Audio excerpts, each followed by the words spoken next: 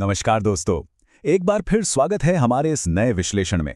आज हम संत कबीर की उस मशहूर कविता की गहराई में उतरने जा रहे हैं जिसमें फूल, फल और कस्तूरी मृग की बात की गई है। चलिए सीधे मुद्दे पर आते हैं और देखते हैं कि कैसे चंद शब्दों में हमारे अस्तित्व और आंतरिक खोज के सबसे बड़े राज छुपे हो सकते हैं।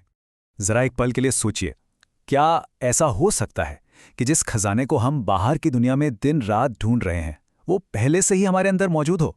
यही आंतरिक खोज या इनवर्ट क्वेस्ट का सबसे बड़ा सवाल है। हम हमेशा बाहर भटकते हैं जबकि सच्चाई हमारे भीतर होती है।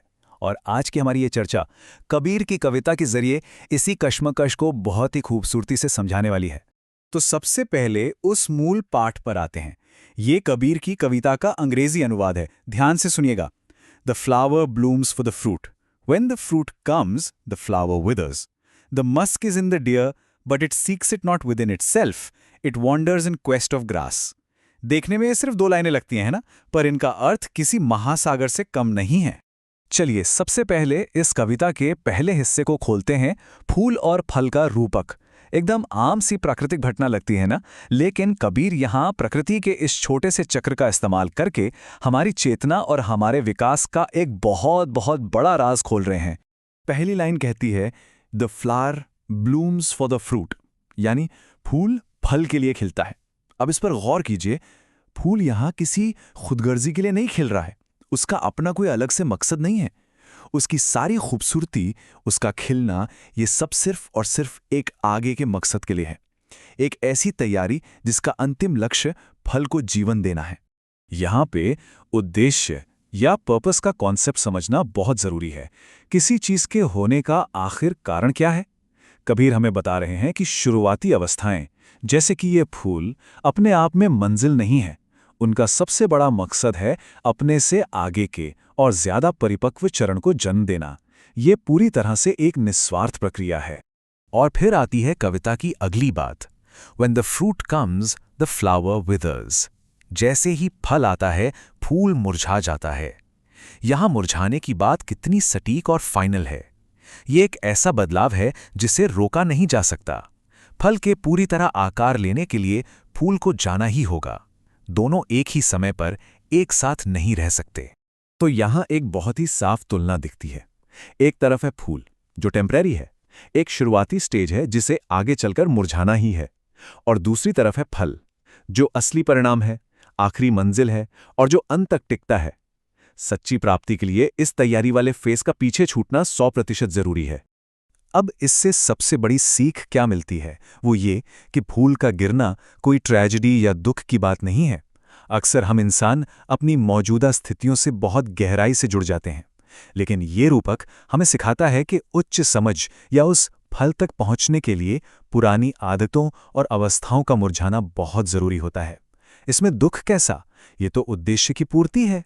खैर, अब बढ़ते हैं इस विश्लेषण के दूसरे हिस्से की तरफ, कस्तूरी और मृग यानी मस्क डियर का रूपक। अगर पहला हिस्सा उद्देश्य के प्राकृतिक सफर के बारे में था, तो यह दूसरा हिस्सा एक ऐसी दुखद विडंबना दिखाता है जो हमारी खुद की खोज से जुड़ी है।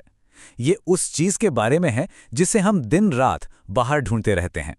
कबीर यहां शुरुआत एक परम सत्य से करते हैं, the musk is in the deer, यानी कस्तूरी मृग के अंदर ही है। ये पहली लाइन ही साफ कर देती है कि भाई जिस सबसे कीमती चीज की तलाश हो रही है ना, वो पहले से ही हमारे अंदर मौजूद है। उसे कहीं बाहर से हासिल नहीं करना है, वो जन्मजात है और हमारे पास ही है। अब आप सोच रहे होंगे कि आखिर ये कस्तूरी है क्या चीज? दरअसल यह एक बहुत ही मूल्यवान महकने वाला पदार्थ होता है जो सच में हिरण के शरीर के अंदर ही बनता है। दर्शन की भाषा में कहें तो ये कस्तूरी हमारे आंतरिक सत्य, हमारी अंदर की शांति और आध्यात्मिक संपदा का प्रतीक है। ये वो खजाना है जो शुरू से हमारे भीतर मौजूद है। लेकिन ठीक इसके बाद कबीर एक गहरी ट्रेजेडी की तरफ इशारा करते हैं, but it seeks it not within itself, यानी वो इस खुशबू को अपने ही भीतर नहीं ढूंढता। और दोस्तों, यही हमारी सबसे बड़ी समस्या है।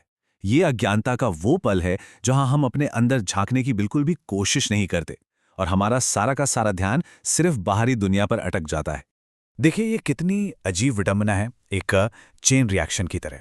पहला स्टेप है उस मूल्यवान कस्तूरी का मालिक होना, दूसरा स्टेप है उस खुशबू को अपने अंदर पहचानने में पूरी तरह से फेल हो जाना, और तीसरा स्टेप जो इसी अज्ञानता का सीधा नतीजा है वो है लगातार बेवजह बाहरी दुनिया में भटकते रहना। और यही हमें कविता के आखिरी और सबसे मार्मिक हिस्से तक लाता है। It wanders in quest of grass, यानी वो घास की तलाश में भटकता है। ये दिखाता है कि बाहर ढूंढना कितना निरर्थक है। हिरन उस दिव्य खुशबू के स्रोत को ढूंढने के लिए बेचैन तो है, लेकिन उस तलाश में वो मामूली घास के पीछे भाग रहा है जो उसे वो संतुष्टि कभी दे ही नहीं सकती। इस भ्रम को समझना बहुत आसान है। एक तरफ है हमारी आंतरिक कस्तूरी जो ऑलरेडी हमारे पास है, बेहद कीमती है, लेकिन हम उसे पूरी तरह इग्नोर कर देते हैं। और दूसरी तरफ है वो बाहरी घास जिसे हम दिन रात खोजते रहते हैं, जो बिल्कुल मामूली है और जो संतुष्ट होने का सिर्फ एक झूठा दिखावा या इल्यूजन पैदा करती है। तो चलिए अब वक्त आ गया है इन दोनों रूपकों को एक साथ जोड़ने का। फूल और फल की प्राकृतिक प्रगति और कस्तूरी मृग का भटकना, ये दोनों मिलकर आंतरिक खोज का एक पूरा और सॉलिड मैसेज हमें देते हैं। ये दोनों एक साथ मिलकर हमें साफ साफ बताते हैं कि हमारी जीवन यात्रा की असली मंजिल आखिर कहाँ है। तो इन सबसे हमने आखिर क्या सीखा? सबक बिल्कुल स्पष्ट हैं। पहला, अगर असली प्राप्ति चाहिए तो शुरुआती फेज को छोड़ना ही पड़ेगा। दूसरा, सच्ची वैल्यू नेचुरली हमारे अंदर ही मौजूद है। तीसरा, बाहर भागने की कोशिश अक्सर हमें हमारी अंदर की सच्चाई से दूर कर देती है। और चौथा, सच्ची आखिरी संतुष्टि चाहिए तो अपने अंदर झांकना ही होगा। एक आखिरी बार इस मूल पाठ पर वापस आते हैं। जरा सोचिए, ये सच में कितनी हैरत की बात है कि कैसे सिर्फ ये दो छोटे वाक्य अस्तित्व का पूरा दार्शनिक नक्शा अपने अंदर समेटे हुए हैं। कबीर का यह संदेश वक्त और सीमाओं से पूरी तरह आज़ाद है। ये आज भी उतना ही प्रासंगिक है जितना सदियों पहले था। अब इस चर्चा को खत्म करने से पहले मैं यहाँ एक सवाल छोड़कर जाना चाहता हूँ। अगर वो कस्तूरी पहले से ही हमारे अंदर मौजूद है, तो फिर वो कौन सी बाहरी घास है जिसके पीछे हम आज भी भाग रहे हैं? ये एक ऐसा सवाल है जिस पर हम सबको अकेले बैठकर गहराई से विचार करना चाहिए। इस विश्लेषण में हमारे साथ जुड़ने के लिए आपका बहुत बहुत शुक्रिया। अपने भीतर की खुशबू को पहचानते रहिए